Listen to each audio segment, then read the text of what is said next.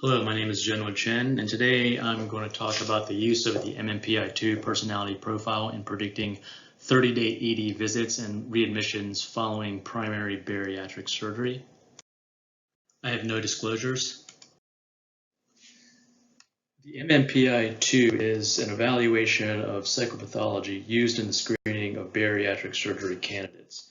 It consists of 567 true-false questions that are broken down into 5 subsets of scales from which scores are generated that patients' personalities can be interpreted for treatment recommendations. T-scores greater than 65 on any scale is considered high and denotes some level of psychopathology. In general, the bariatric surgery population tends to score higher on these scales than the population norm.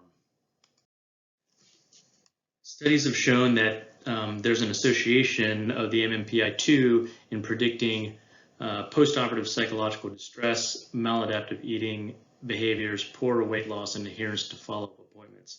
However, to date, no studies have investigated the relationship between MMPI-2 and postoperative quality metrics such as early ED visits and hospital readmissions in the post-surgical bariatric patient.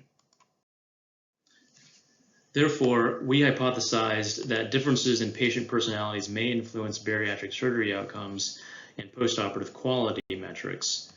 Our objective was to determine whether high T-scores on the MMPI-2 scales were associated with early return to the hospital after primary bariatric surgery. This is a retrospective review of patients who had undergone primary bariatric surgery from 2014 to 2016. Only patients with available MMPI-2 for analysis were included. We first reviewed the following specific scales looking for T-scores greater than or equal to 65. These were assigned a value of 1, and those scales whose T-scores were less than 65 were assigned a value of 0, giving us a dichotomous grouping. For a graphical illustration of the diagnostic ability of high MMPI-2 scales to predict ED visits and readmissions, we created a receiver operating characteristic curve using only those scales whose T-score was greater than or equal to 65. We then used Udin's index, which is a summary measure of the receiver operating curve that captures the performance of a given dichotomous test. It's a technique that allows you to find an independent variable that maximizes the sensitivity and specificity of a diagnostic model. In our case, the independent variable C was the number of T-scales greater than or equal to 65. And you can see here, once we calculated Udin's index, the independent variable that maximizes the Udin value was equal to 4. Once we calculated that C was equal to 4, we then stratified our original cohort into 2 groups.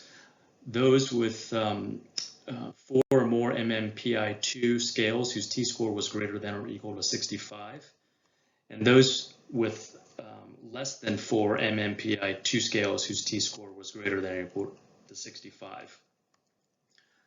This gave us 2 groups. One SCR greater than or equal to 4 or score greater than 4, which there were 86 patients. And the other group was SCR4 less than 4 or score less than 4, which were 289 patients. Here you can see that our group SCR greater than or equal to 4 tended to be female, less educated, and married.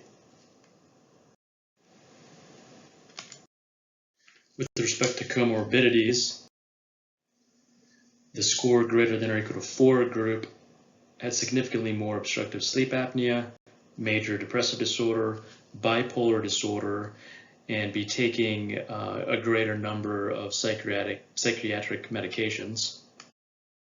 Analysis of hospital complications and length of stay showed that the score greater than or equal to 4 group had significantly more dehydration, nausea, vomiting, hypoxia, total hospital complications, and a longer length of stay.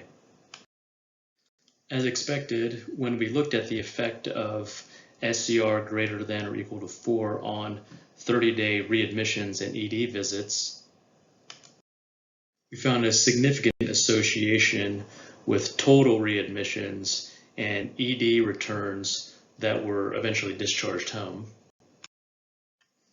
Interestingly, on sub-analysis, we found that SCR greater than or equal to 4 was associated with non-urgent readmissions with an odds ratio of over 12.5. To determine the relative impact of the SCR greater than or equal to 4 profile on 30-day readmissions, we stratified the original cohort into those who were readmitted within 30 days of surgery versus those who were not. That yielded a group of N equals to 24 versus N equals to 351, respectively.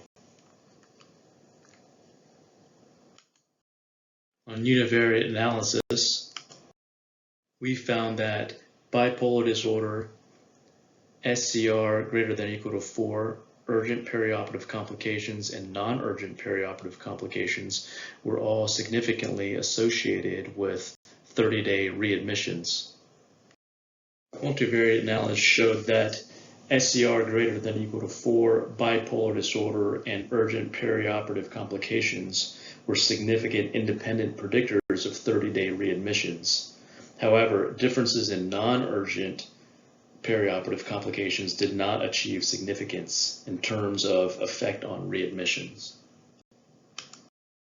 In a similar fashion, we investigated the impact of SCR greater than or equal to 4 on 30-day ED returns by stratifying the original cohort into those who returned to the ED within 30 days of surgery versus those who did not.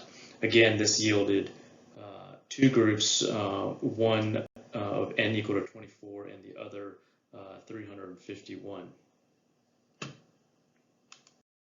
Compared to patients who did not visit the ED within 30 days of surgery, those who returned were more likely to have public insurance, not have type 2 diabetes, and be in the SCR greater than or equal to 4 group.